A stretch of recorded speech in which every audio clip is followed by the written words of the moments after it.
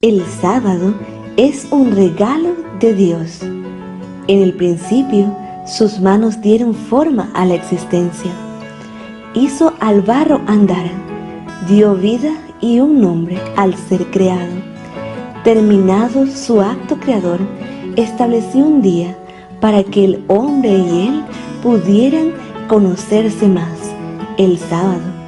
Este día es un oasis en el tiempo. Fue el primer templo en la eternidad. Sus horas son bálsamo para el cansado, un alivio a los trabajados.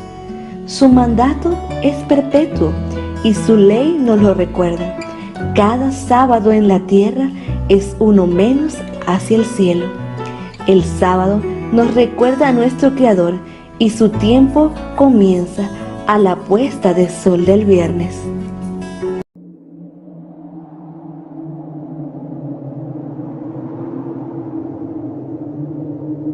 Y Jehová Dios bendijo este día, lo reposó y lo santificó.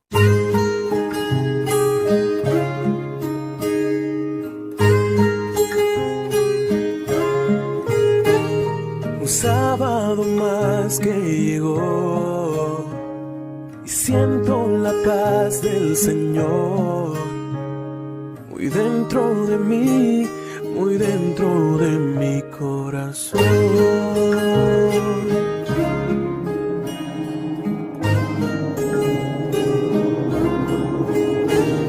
Anhelo que puedas sentir la mano de Dios sobre ti. Te deseo yo un sábado feliz. Un sábado feliz, un sábado feliz, un sábado feliz.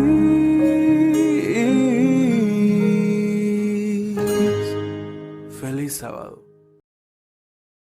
Recepción de sábado.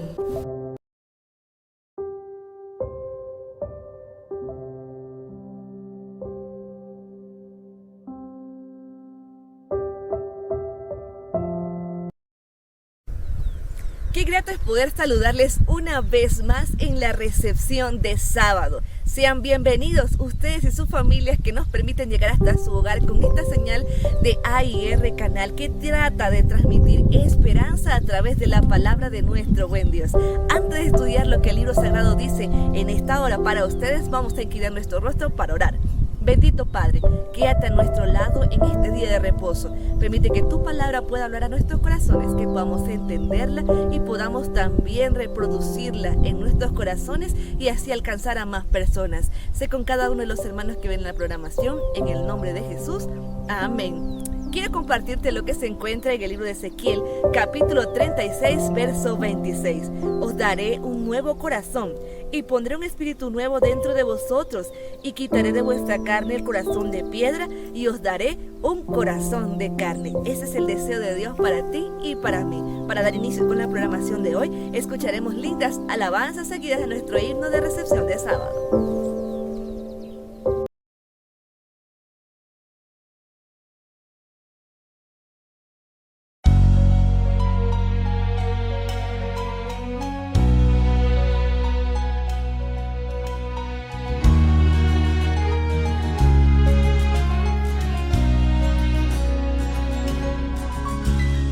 Cuenta la historia que un día nació en un pesebre.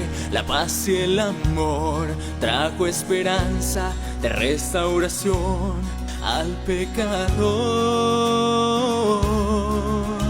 Nació un mensaje de salvación, su objetivo la redención de aquella raza que en el principio la fruta mordió. Grandes milagros alzaron la voz de nuestro Padre que a su Hijo envió para morir en la cruz, pero al tercer día resucitó. El Señor viene ya.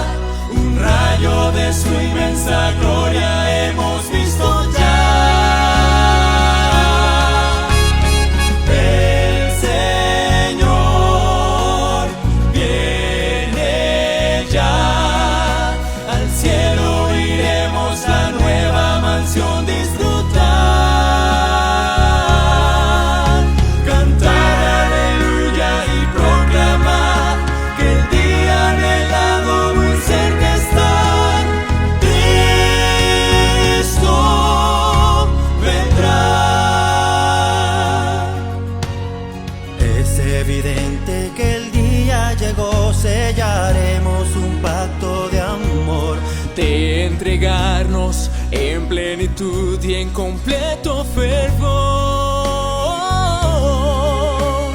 Grandes señales hoy muestran su luz, su vestigio de la salvación. Oigo trompetas de pronta venida de Cristo el Señor. Te hallas listo a entregarte al Salvador para ser transformados en su favor. Tomaremos la herencia que un día se nos entregó. El Señor viene ya, un rayo de su inmensa gloria hemos visto ya.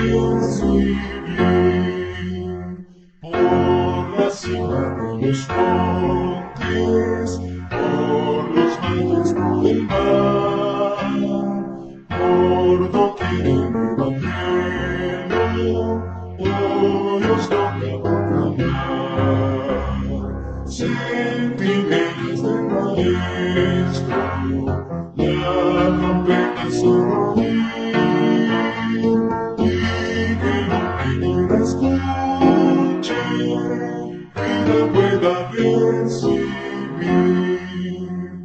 a los santos del pecado, donde llena de aflicción y con las alegres nuevas de la plena bendición.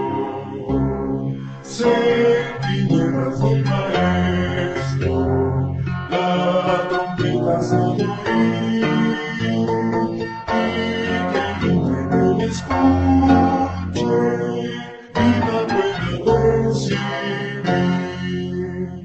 Proclamar a los cautivos días de libertad,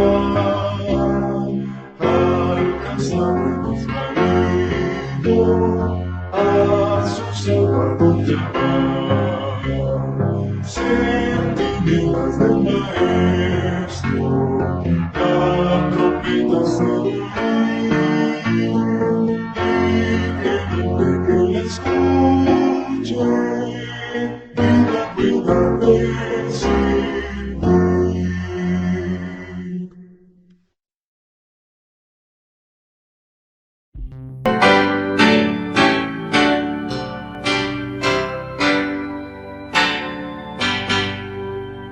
Señor, reposamos en un santo día, en el mandato negado. Reposo buscamos, Dios, desde tu ser, que así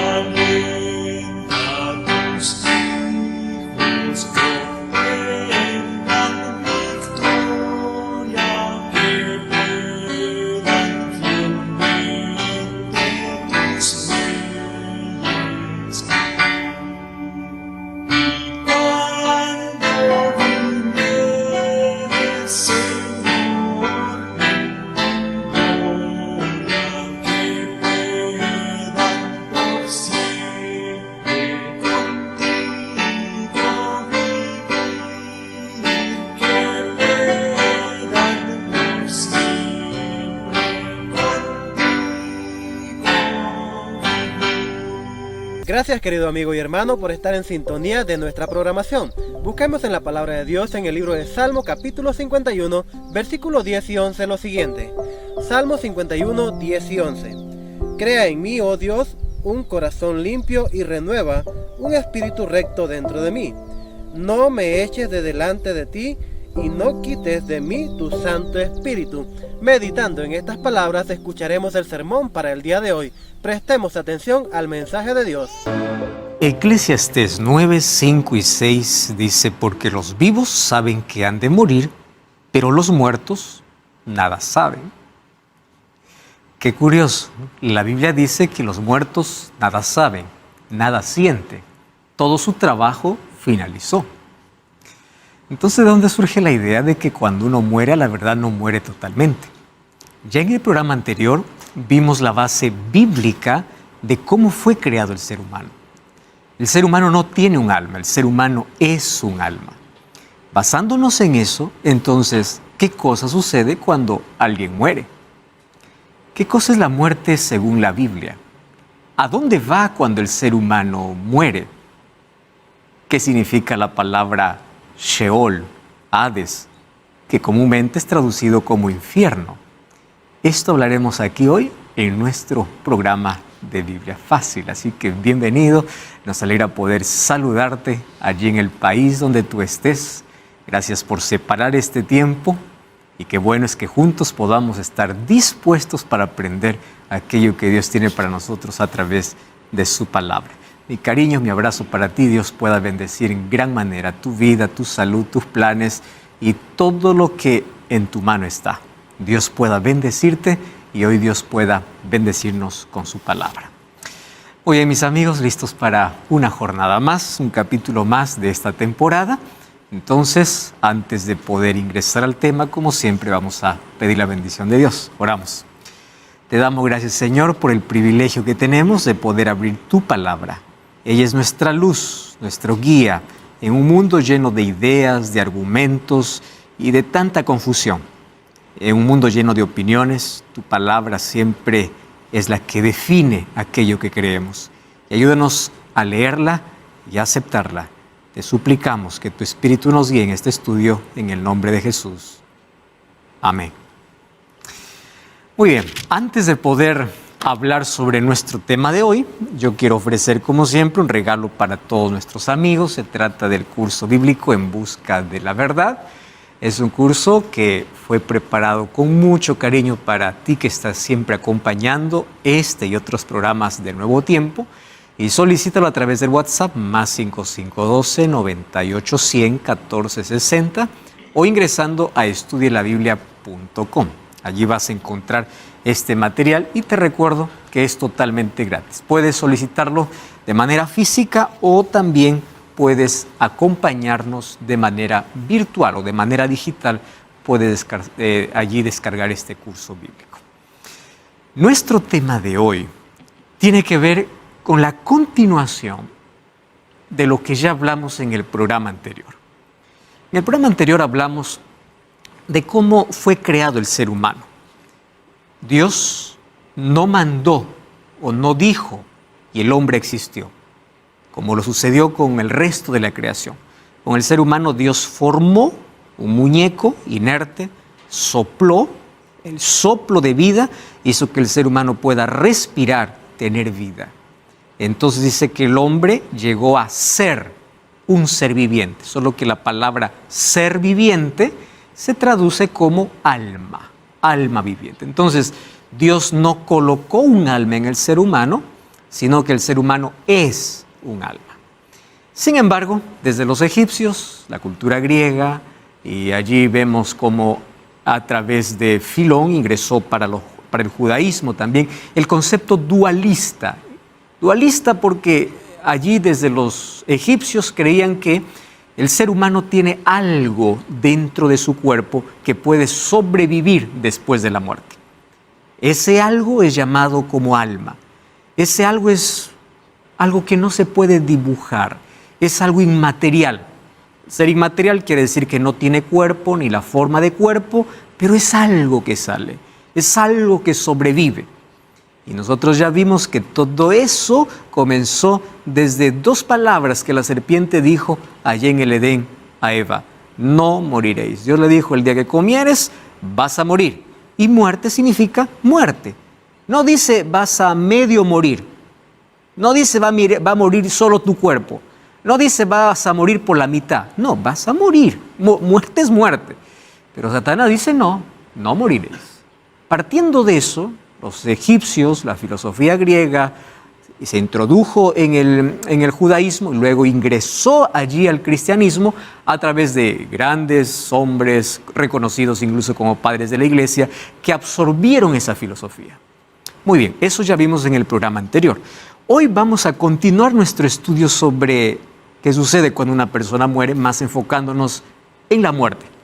¿Correcto? Entonces, ¿existe vida después de la muerte? Es interesante que en una estadística que se realizó en los Estados Unidos, impresionante allí el dato que finalmente arrojó. 8 de cada 10 personas creen en una vida futura después de la muerte, no importa cuál fuera. ¿A dónde va? No sé, pero la cosa es que sigue viva algo. Y es interesante, estamos hablando no del 50% ni del 60%. 8 de 10, o sea, solamente 2 personas dicen no, cuando uno muere, muere. Quiere decir que esta es una creencia tan popular, y como ya mencioné en el programa anterior, esta creencia de la inmortalidad del alma une creyentes, incrédulos, el cristianismo se une con religiones no cristianas. Todos tienen algo en común, inmortalidad del alma. Todos creen que el ser humano tiene un alma que puede sobrevivir. 8 de cada 10 personas creen que alguna cosa sobrevive. Muy bien, por eso es que cada vez o cada año, cuando llega 1 o 2 de noviembre, el 1 o 2 de noviembre, los cementerios se llenan. Se llenan de flores, se llenan de comida, va a depender de la cultura, en algunos países más que en otros, pero allí se llenan, ¿por qué? Porque existe la creencia de que aquel familiar que murió está en algún lugar, ya sea hambriento, ya sea sediento, y necesita un poco de comida, necesita que ver de que le recuerdas con un poco de flores. Eso nos quita la responsabilidad, ¿no? Prefiero llevarte flores de muerto que de vivo, prefiero alimentarte bien de muerto que de vivo, en fin, tantas otras cosas. Entonces, esa es la razón por la cual miles de personas dedican incluso un día en el año para poder literalmente llevar algo para un ser querido. ¿Basado en qué? En que esté en algún lugar. Lo mismo creían los egipcios. Cuando enterraban al faraón, le enterraban con dinero y comida para su viaje hacia el más allá. Más esa creencia fue tan arraigada, desenvuelta por allí por la filosofía griega, introducida para el cristianismo. La comunicación con los que murieron cada vez es más popular. Desde películas, sesiones espiritistas, Nueva Era, habla sobre cuánta facilidad hoy existe para poder comunicarse con alguien que ya murió. Escuchas voces, hay personas que dicen, yo vi la figura, yo me comuniqué con mi abuelo que falleció, yo vi esto, yo vi lo otro. Y claro, uno no puede negar que el ser humano ve, puedes ver. El libro de 2 Corintios 11:14 dice que Satanás puede disfrazarse como ángel de luz. O sea, si es que él puede disfrazarse como un ángel de luz, ¿por qué no puede tomar la forma de un ser humano? Recordemos cuando Saúl quiso hablar con Samuel, que ya había muerto, no fue a consultar a Jehová. ¿A quién fue? A una pitonisa. Fue a una hechicera. ¿Por qué fue una hechicera?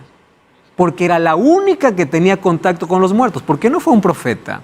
¿O por qué no fue a otro lugar, al santuario, para que ellos se comuniquen? No, quiero comunicarme con un muerto. El santuario no es el lugar. ¿Dónde? A la hechicería. Y allí el libro de Samuel también declara, ¿no?, que Saúl vio a Samuel. Era la forma, era la apariencia. Incluso, presten atención aquí, esa forma que tomó Satanás de un hijo de Dios, de un profeta de Dios, de Samuel, le dijo, tú has abandonado a Jehová y tú vas a morir. Le declaró lo que iba a suceder. Y uno puede decir, es que Samuel se le presentó. No, Samuel estaba en su tumba, estaba descansando. Por eso es que en Crónicas se le atribuye a Saúl como un grave pecado haber consultado a los muertos. Y en el libro de Deuteronomio dice que eso es abominación a Jehová. ¿Por qué es abominación a Jehová? Simple, porque no es Dios actuando. Es Satanás y sus demonios personificando para poder asustar, para poder rebelarse, para poder hablar, comunicarse con los seres humanos. Entonces, toda sesión de espiritismo, médiums, hechicería, brujería, ninguno trabaja con el poder de Dios. Sí, Andrea. Una pregunta. Vamos a ver. Digamos que Satanás asume la personalidad y todo, bueno, de un muerto. Sí. Pero no necesariamente eso es para malo, porque hay mucha gente que encuentra conforto en eso. O sea, que encuentra palabras amigas. Eso no entiendo. Si es Satanás, ¿cómo al mismo tiempo el que está buscando encuentra este apoyo? Ok. ¿Qué cosa es lo que sintió Eva cuando comió el fruto? Sintió placer. No siempre lo que me hace sentir bien por el momento es aquello que me hace bien en sí. El libro de Jeremías dice, engañoso es el corazón. Cuando el ser humano quiere solamente guiarse por sus sentimientos, entra en un problema. ¿Cuál fue el concepto de pecado que hoy la gente tiene? Si te hace bien, no hay problema. No importa si está bien o mal. Lo importante es que seas feliz. Y ese es el concepto del diablo. Entonces, cuando uno dice, bueno, lo importante es que soy feliz. No importa si ofende o no ofende. No importa si es correcto o no es correcto. Soy feliz y punto. Concepto diabólico. Porque hay principios. Ahora, es interesante. Satanás aparentemente da un conforto, da una solución. ¿Qué solución? ¿Qué conforto? ¿Qué consuelo? Ninguno. ¿Por qué? Porque la persona para comenzar no está viva y el ser humano entró en un terreno del cual cada vez es más difícil salir. Por eso es peligroso cruzar la línea. Todos los seres humanos somos pecadores, pero hay líneas donde el ser humano cuando cruza hasta puede tomar posesión completa del ser humano. Una persona endemoniada es una persona que abrió completamente la puerta de su vida a Satanás. Satanás toma el control completo. Por eso cruzar la línea es peligroso. Y todo lo que tiene que ver con espiritismo y nueva era es cruzar justamente para el terreno de Satanás. Sí, David. Pastor, y en esa misma línea de lo que preguntaba Andrea, no solamente para recibir apoyo, sino que también que te lleve incluso a creer en Dios.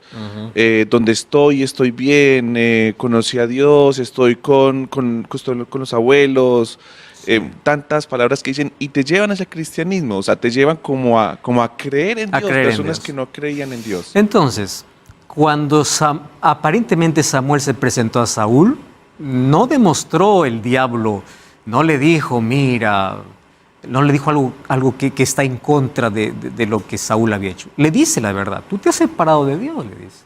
Aparentemente le está diciendo algo bueno. Satanás, para poder prosperar su mentira, tiene que hablar un poco de verdad y la mentira tiene que estar bien camuflada. Entonces hay personas que dicen, yo creo más en un sueño, en una visión, en lo que me dice mi abuelo que está muerto, alguien que vino del otro lado, escuché una voz. No, Dios nos dejó su palabra para orientarnos. Su palabra. Ahora, Dios puede usar situaciones específicas, puede, pero cuando el ser humano entra al terreno del espiritismo pensando que Dios le habla, Dios no puede hablar. Por eso Deuteronomio capítulo 10 dice que eso es abominable a Jehová. Y lo abominable es aquello donde Dios no participa nada. Satanás directamente está participando. Y al diablo no le asusta que alguien sea creyente. Al diablo no le asusta que alguien se vuelva o se vaya al cristianismo. Porque hay tantos cristianos que siguen perteneciendo a sus filas. Al diablo le asusta que el cristiano esté aferrado a Cristo, que ore, que lea la Biblia, que siga los principios. A eso sí. Pero al diablo no le asusta, eres creyente, está bien, alaba.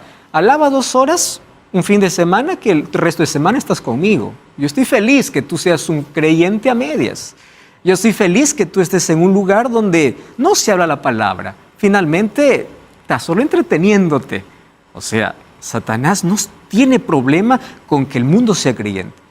Satanás se asusta cuando el creyente busca a Cristo y busca serle fiel y quiere hacer la voluntad de Dios. Es ahí el problema, ¿correcto? Muy bien. La creencia que une religiones cristianas y no cristianas es lo que sucede en la muerte. Vamos a la concepción católica. Para la concepción católica funciona así. Hay 3 destinos para el alma desencarnada. Primer destino, cielo, infierno o purgatorio. Entonces, ¿qué cosa es lo que desenvuelve la doctrina? En el catolicismo se desenvuelve así. Los que mueren en amistad con Dios inmediatamente van a recibir recompensa eterna del cielo, donde disfrutan la comunión con la Trinidad, la Virgen María, los santos y los ángeles. ¿De dónde nace esta idea de que la Virgen María, los santos y los ángeles están en el cielo? Claro, los ángeles están, pero la Virgen María y los santos, ¿dónde nace esta idea? De la inmortalidad del alma, que cuando alguien muere no murió. ¿Dónde está en el cielo? Y si está en el cielo, puede interceder. Abran sus Biblias en Hebreos capítulo 11. Miren. Hebreos, capítulo 11, habla acerca de una galería de hombres y mujeres de fe. Y si ustedes ven, ahí en esos hombres de fe está hablando, por ejemplo, versículo 8 de Abraham, está hablando en el versículo 4 de Abel, en el versículo 5 de Enoc, en el versículo 21 de Jacob, versículo 24 de Moisés, versículo 32, todos los héroes de la fe. ¿Qué dice el versículo 39? Y todos estos, aunque alcanzaron buen testimonio mediante la fe, no recibieron lo prometido, proveyendo Dios alguna cosa mejor para nosotros, para que no fuesen ellos perfeccionados aparte de nosotros. Ellos aún no recibieron la recompensa. Entonces, cuando murieron, ¿dónde está? En sus sepulturas. Ellos no recibieron la promesa de vida eterna. Ellos están seguros que van a resucitar, pero la recompensa todos juntos lo vamos a recibir, como dijera Pablo en 1 Tesalonicenses capítulo 4. Todos iremos, los muertos que resucitan y los santos transformados, los dos grupos se unirán. Nadie va por adelantado. Nadie. Elizabeth. Pastor, le hago una pregunta, que voy teniendo más entendimiento, pero yo me preguntaba, ¿dónde está mi papá en este momento? Porque él conoció del Señor. Después yo digo, se alejó de la congregación, no sé su relación con Dios. ¿No? Y después, ¿a dónde se va a ir? En la sepultura. Está en la sepultura. ¿Y quién define si es salvo o se pierde? No soy yo, no es el pastor, no es la religión, no es nadie. Dios, que conoce hasta nuestro último pensamiento que ocurre antes de morir. Solo Él puede definir. Nada más. Muy bien. Entonces, en la concepción católica, quien muere en amistad va al cielo y quien no va al infierno. ¿Qué es el infierno? El lugar donde los que murieron con pecados graves son severamente castigados sin esperanza de alivio durante toda la eternidad. Ojo con este concepto, porque no voy a hablar hoy del infierno vamos a hablar en el próximo programa. Hoy solamente la muerte, ¿está bien?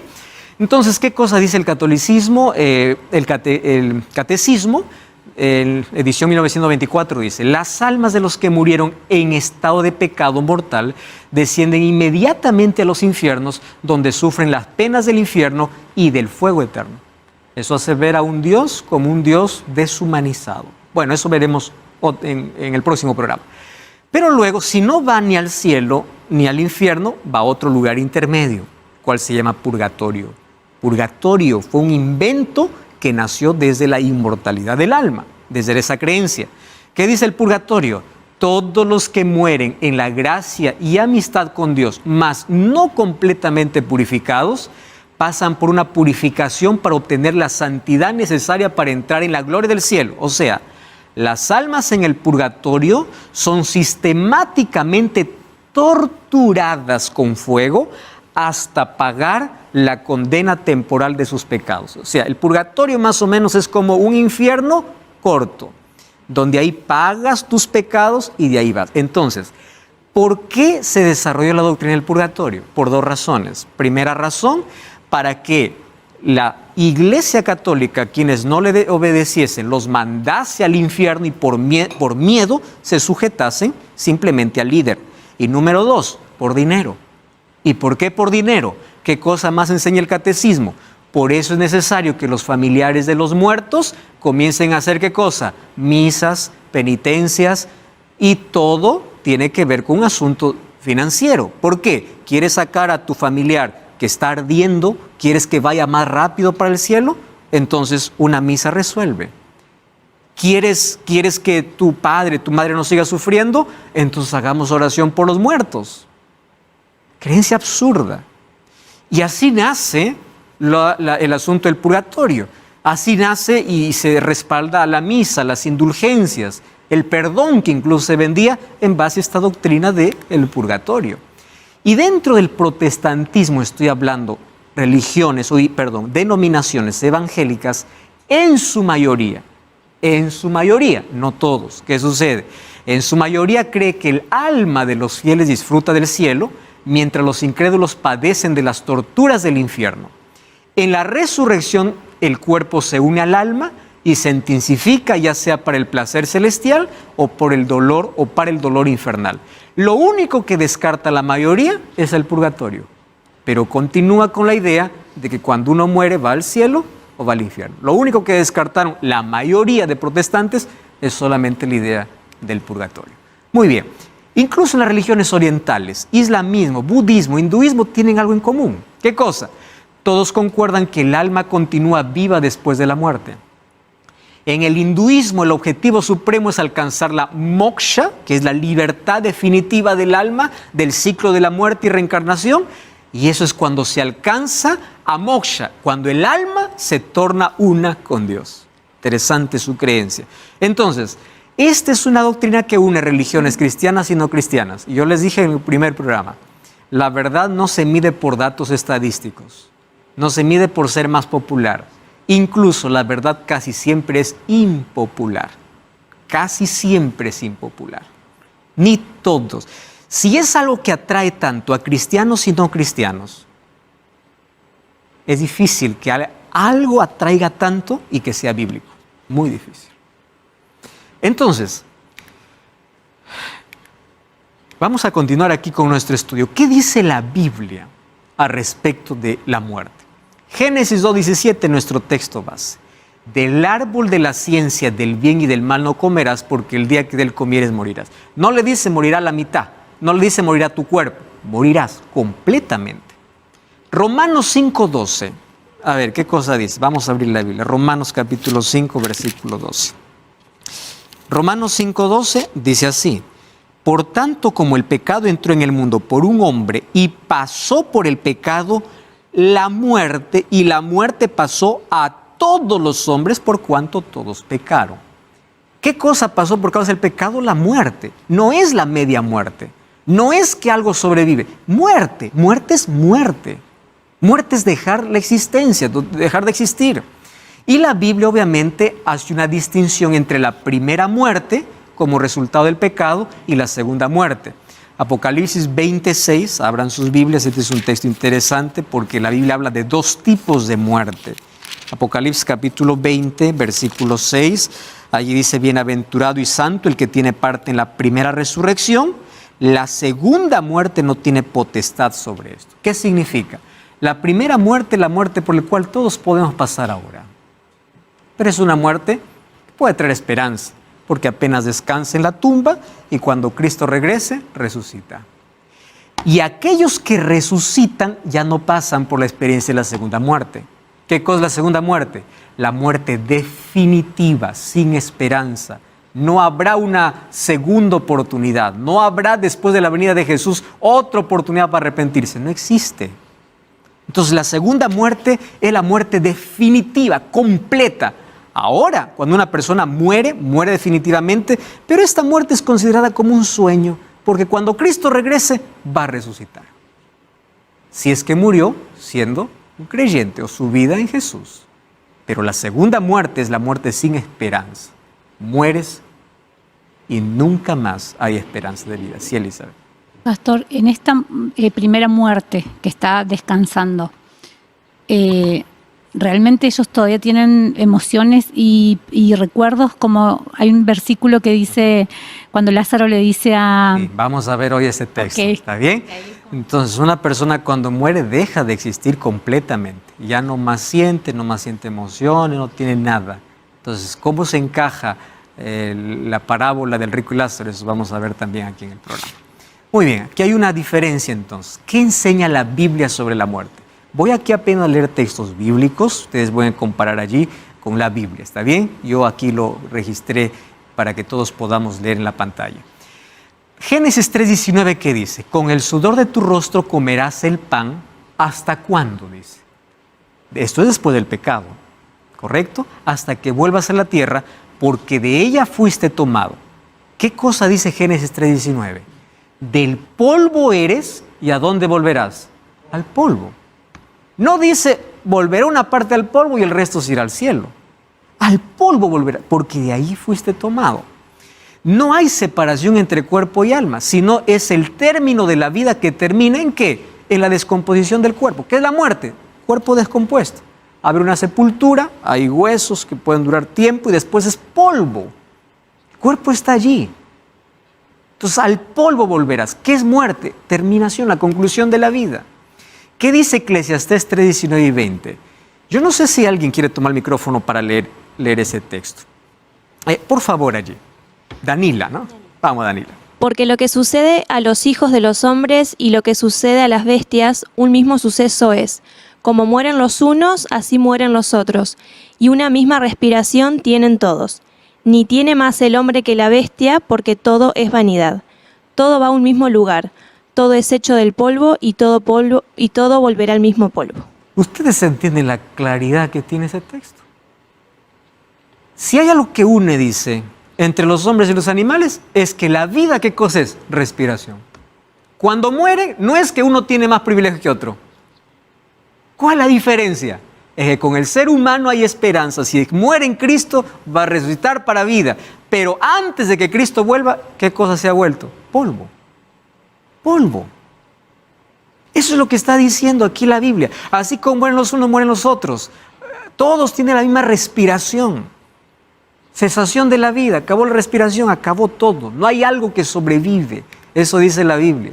Entonces, ¿qué cosa es lo que la Biblia muestra que sucede cuando una persona muere? Siente, se enoja, aparece, habla, conversa, está disfrutando. Eso veremos con textos bíblicos. Por eso prepara tu Biblia. Vamos a una brevísima pausa y ya regresamos. Esta es Biblia Fácil.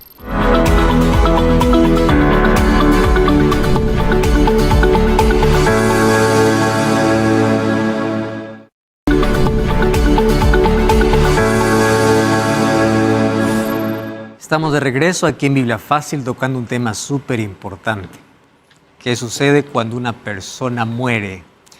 Antes yo quiero ofrecerte un material realmente extraordinario, En Busca de la Verdad. Es un curso bíblico totalmente gratis y está disponible para ti. Se trata de En Busca de la Verdad.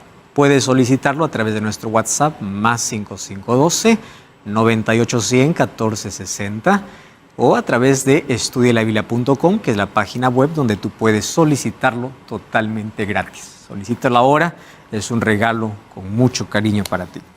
Continuamos con nuestro estudio. Ahora vamos a ver qué sucede cuando una persona está muerta. Siente, alaba, está disfrutando, dónde está, a dónde se fue. Génesis 3:19, ¿qué cosa dice? Al polvo irás. Entonces, ¿qué se hace en el polvo? ¿Realmente el ser humano se hace polvo o hay algo que sobrevive y comienza a gritar de placer o de dolor? Vamos a Salmos capítulo 6, versículo 5. Mire, esto es lo que dice la Biblia. Esto no dice la filosofía, no dicen la creencia popular, la Biblia. Génesis 6:5 dice: en la muerte no hay memoria de ti. En el Sheol, ¿quién te alabará? Sheol significa sepultura.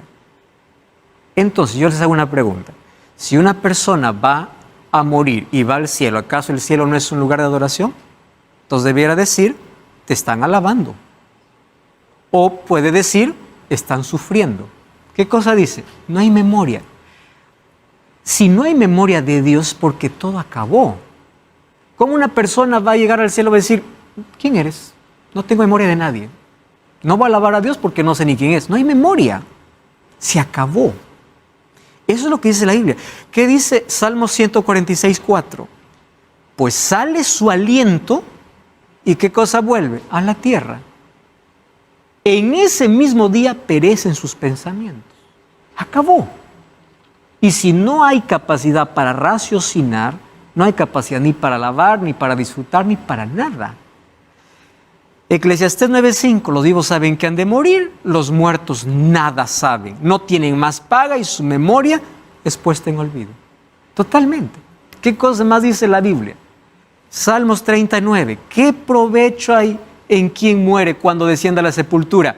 ¿Te alabará el polvo? ¿Habrá manera de que alguien esté cantando, esté sufriendo? ¿Qué? No hay nada. ¿Qué dice Salmo 115:17? No alabarán los muertos a Jehová, ni cuantos descienden al silencio, lugar de silencio.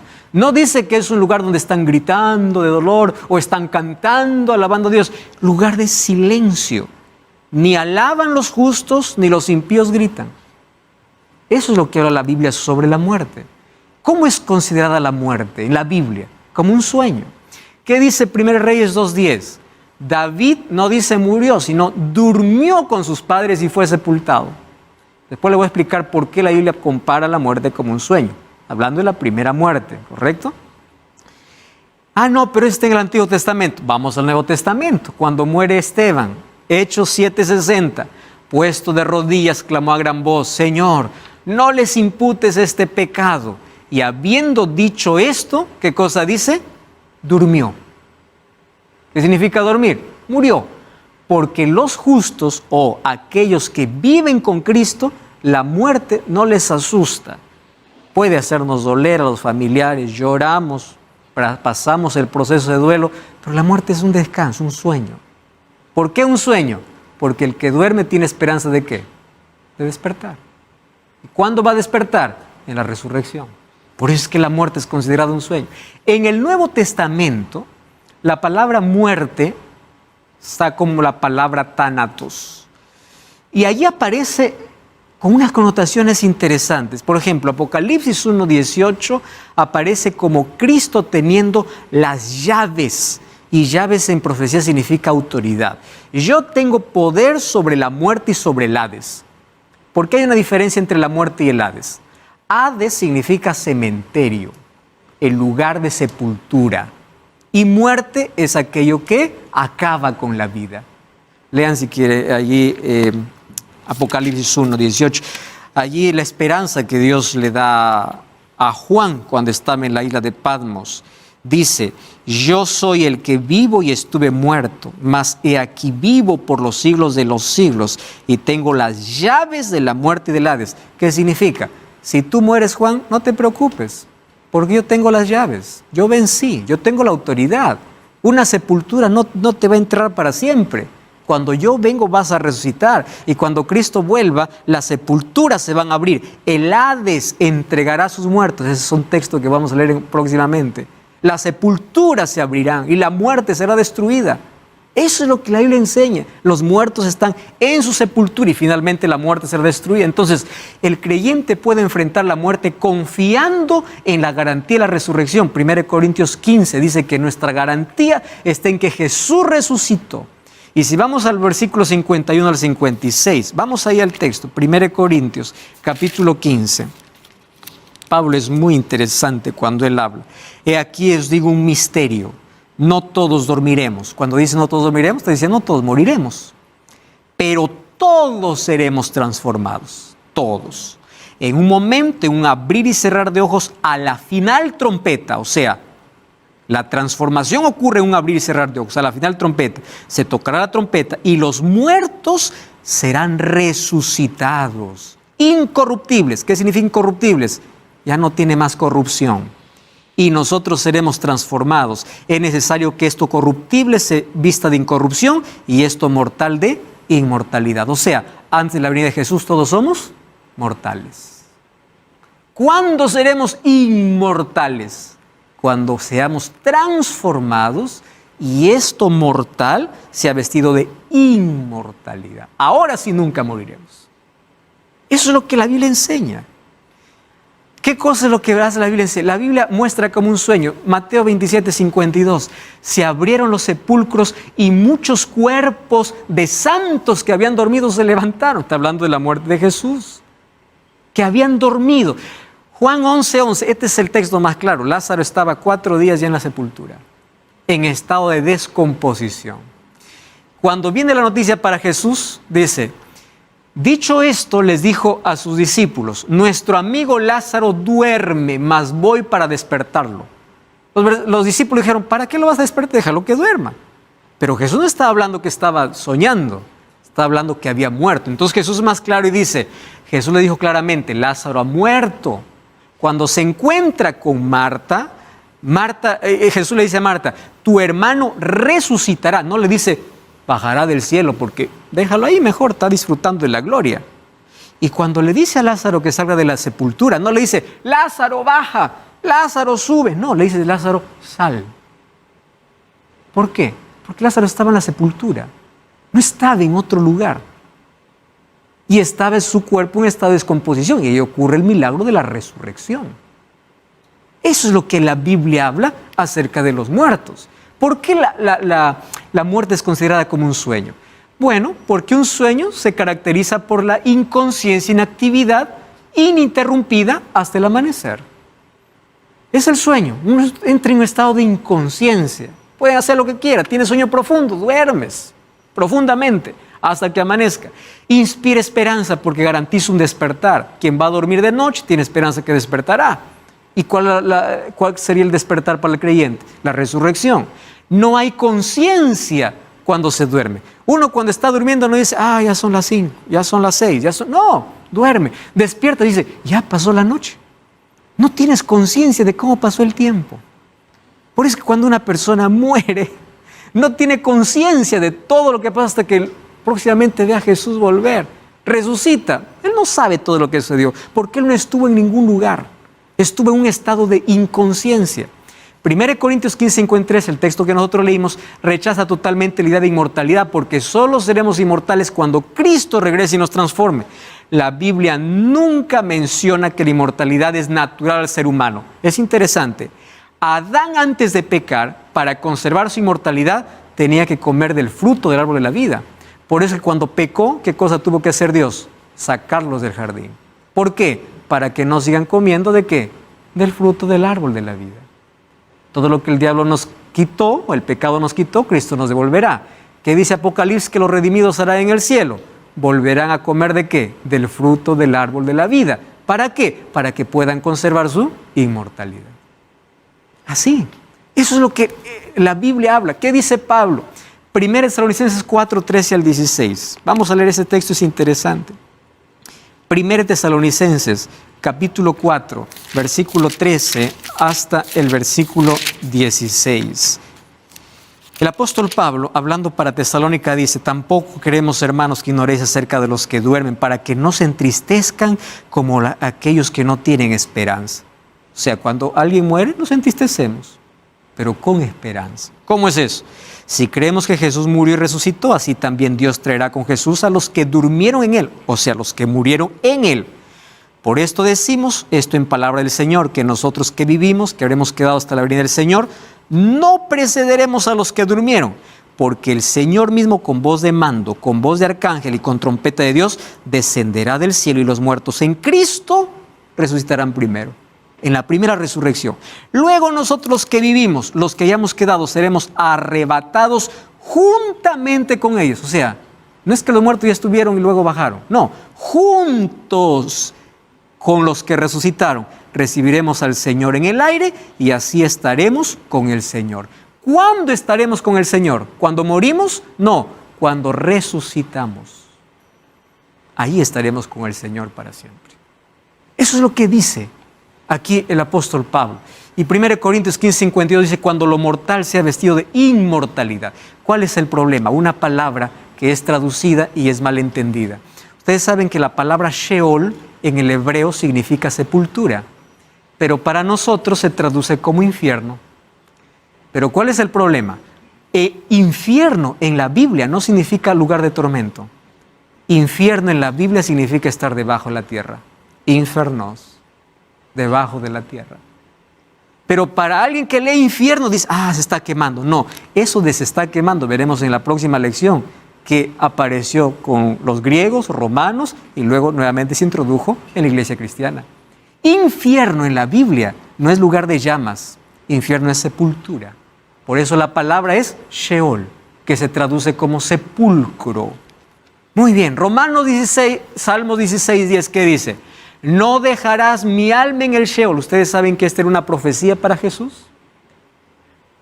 Después vamos a ver dónde se cumple esa profecía. No permitirás que tu santo vea corrupción. ¿Qué está diciendo? No permitirás que mi cuerpo se descomponga.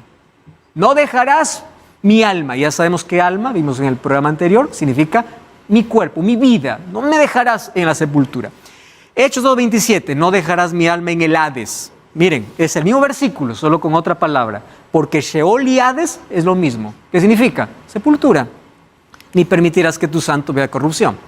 Salmos 88, 3 y 4. Mi alma está hastiada de males, mi vida está cercana al Sheol. ¿Qué significa Sheol? Señor, estoy cansado, yo ya voy a morir. Es Sheol. ¿Cómo se traduce? ¿Como sepultura o como infierno? Soy contado entre los que descienden al sepulcro. Job 7, 9 y 10. Como la nube se desvanece y se va, así el que desciende al Sheol no subirá. Muy bien. El Hades, ¿cómo es visto en el Nuevo Testamento? ¿Recuerdan lo que leímos en Salmos? No permitirás que tu santo vea corrupción.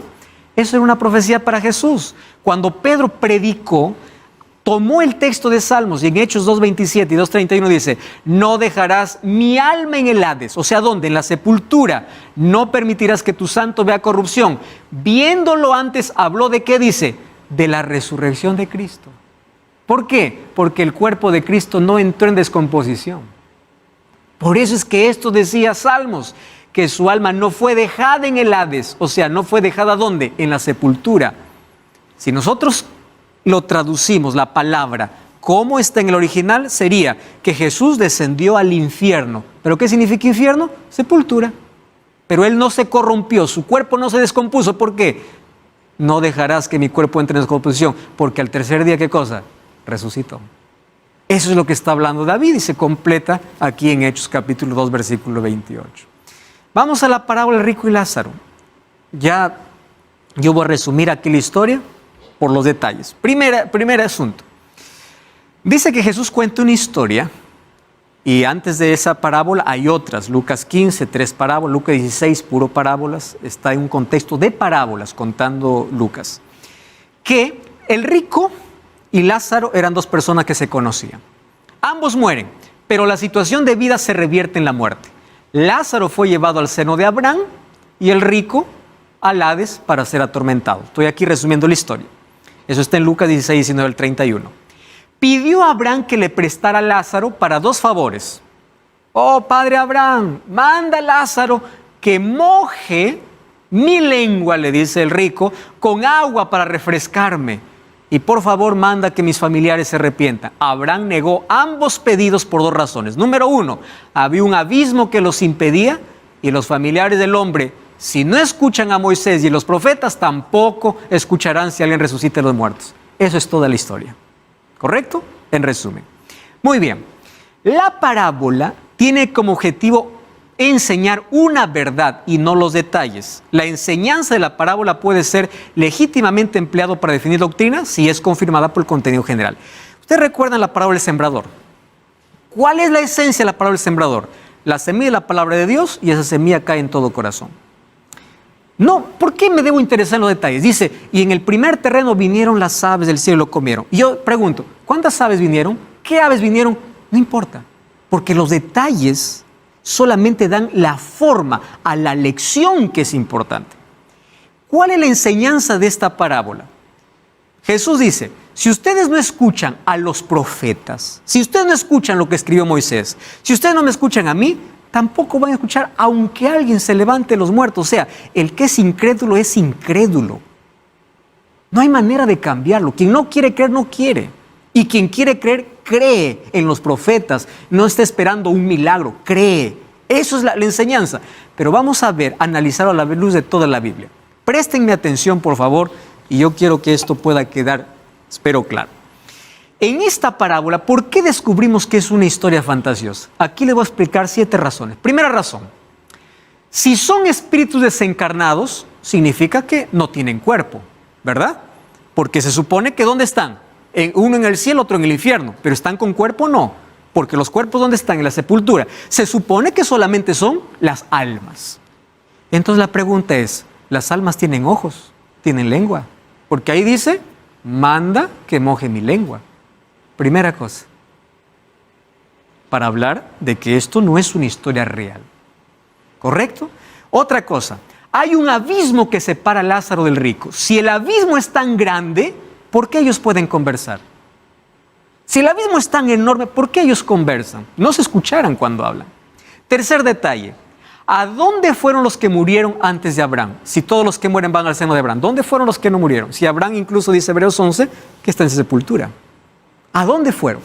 Cuarta pregunta, si ambos pueden contemplar el sufrimiento, ¿qué eternidad sería? O sea, toda la vida, mientras yo estoy alabando a Dios, yo voy a estar viendo a distancia, ahí está mi abuelo, mi tío, mi bisabuelo, mi tatarabuelo quemándose. ¡Ah, Señor, tú eres bondadoso! ¡Ah, ahí está sufriendo! ¿Qué eternidad es esa?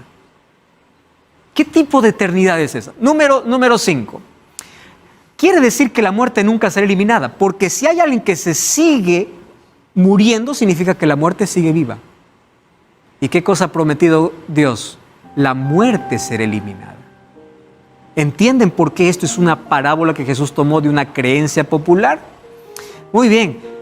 Otro asunto. La salvación aquí no depende por creer en Jesús. La salvación es, al rico le dicen, tú te vas al infierno porque disfrutaste de placeres en la vida, y al pobre, porque tú te fue mal en la vida, vas al cielo. ¿Eso es la salvación? No. La salvación es por creer, no porque me va bien o me va mal en la vida. Si esta parábola lo tomo de manera literal, entonces el pobre, mientras más pobre sea, ya está asegurado el cielo. Y el rico nunca va a entrar al cielo. Y eso no es lo que enseña la Biblia. Por eso no es una doctrina. Otra cosa, si el castigo y la recompensa es inmediato al morir, ¿para qué vendría Jesús? Si ya cuando uno muere ya tiene recompensa, ¿para qué Mateo o Apocalipsis 22:12? He aquí vengo pronto con mi galardón conmigo. ¿Por qué Pablo diría, la corona de vida me está reservada para aquel día juntos con aquellos que aman su venida? ¿Se dan cuenta que esta era una historia popular que reflejaba las creencias judaicas influenciadas por la mitología griega? Y Jesús la tomó como ilustración para tener una verdad espiritual. Porque Jesús alcanzaba a las personas donde se encontraban, en aquello que era familiar para ellos. Y es interesante que John Cooper es uno de los grandes defensores del asunto de inmortalidad. Y él aquí en su libro dice así: uno de los mayores defensores de la concepción dualista reconoce que la parábola del rico y Lázaro no nos revela necesariamente lo que Jesús creía sobre la vida después de la muerte. Lo está hablando alguien que cree en el infierno y alguien que cree que cuando uno muere va al cielo. Él mismo está diciendo, es posible que Jesús estuviese simplemente usando la imaginación popular para presentar un concepto ético. ¿Entienden? Ahora miren, después hace la siguiente pregunta. ¿Qué nos enseña este pasaje sobre el estado intermediario, o sea, entre la muerte y la resurrección? Y él responde de manera categórica, nada. El argumento dualista no puede depender de este texto como apoyo principal. Y termina preguntando, ¿seremos seres corporales en el estado intermediario? ¿Podrán los impíos y salvos verse los unos a los otros? Quien lo está diciendo es un defensor de la concepción dualista. Y él dice esta parábola, Jesús nos está enseñando que tenemos un alma que va allá al cielo. ¿Y qué cosas de Jesús y el ladrón? Hoy tú estarás conmigo en el paraíso. Eso veremos en el próximo estudio, la próxima lección. Entonces, amigos, la Biblia es clara al enseñar sobre el estado de los muertos. Es muy clara. Ahora, Apocalipsis 6, 9 al 11 habla sobre las almas debajo del altar. Recordemos que Apocalipsis es un libro profético y ahí hay símbolos. Y los símbolos no pueden ser interpretados de manera literal.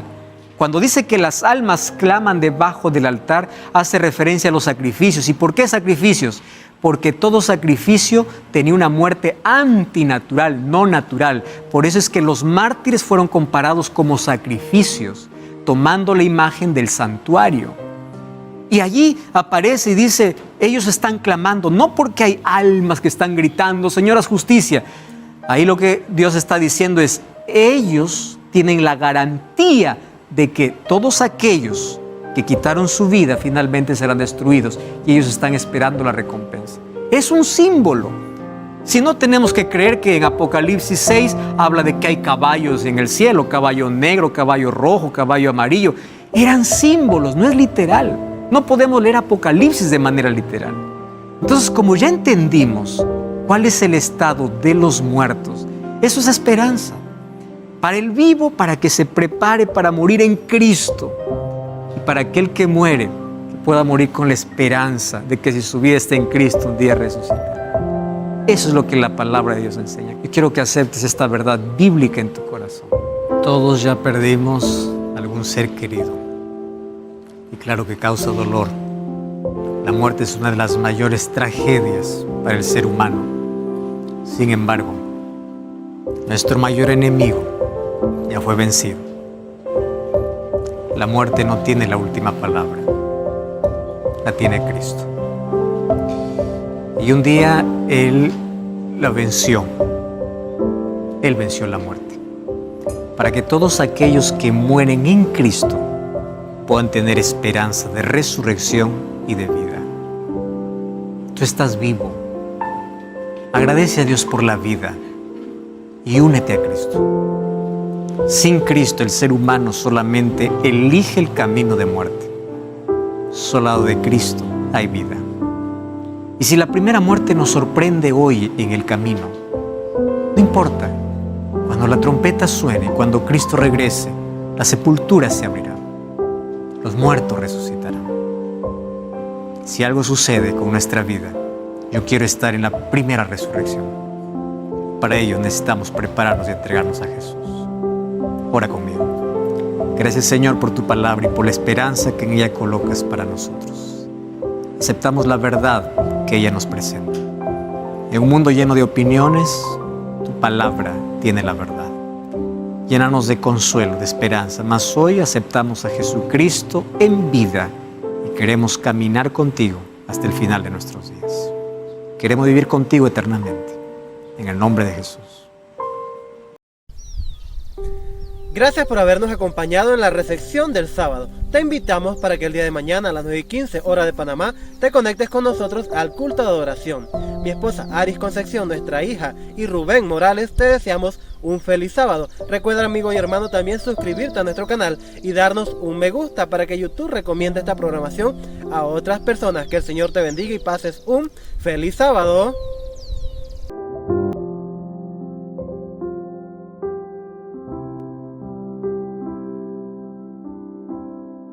Bienvenidos a Creación TV, el canal donde podrás tener un encuentro con la creación de Jesús.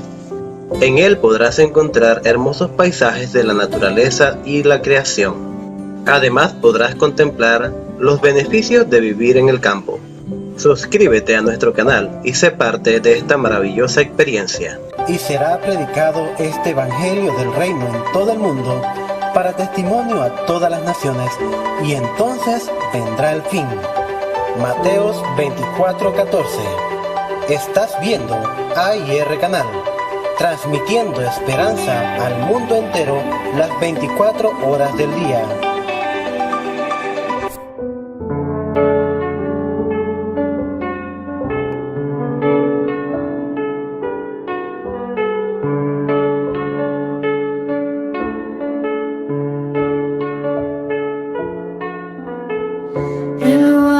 Brilla la luz de Jesús, el amor de Cristo es sin par, su poder es infinito y está lleno de virtud. No tendré temor si Él conmigo va. El amor de Cristo es incomparable, su poder inigualable. ¿A quién temeré si a mi lado va? Con Él la victoria alcanzaré. Conmigo,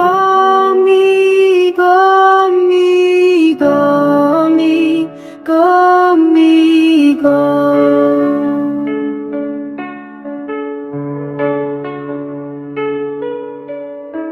En la tormenta Jesús es mi paz, y en la oscuridad siempre serás mi luz.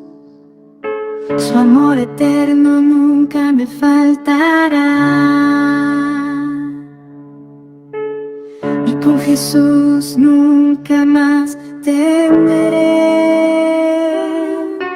El amor de Cristo es incomparable, su poder inigualable. ¿A quién temeré si a mi lado va? Con Él la victoria alcanzaré, alcanzaré,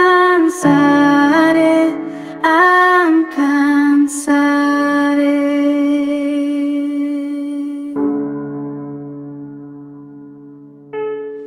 En la prueba Él me sostendrá, en la batalla Él peleará. Su amor me envuelve con gracia sin igual.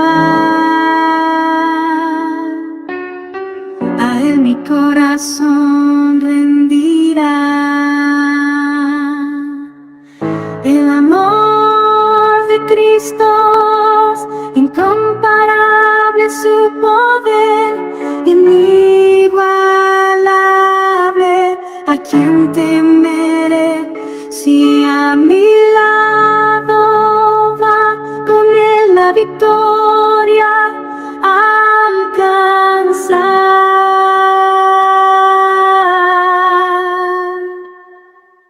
El amor de Cristo es incomparable, su poder inigualable. ¿A quién temeré si a mi lado va con él la victoria alcanzaré?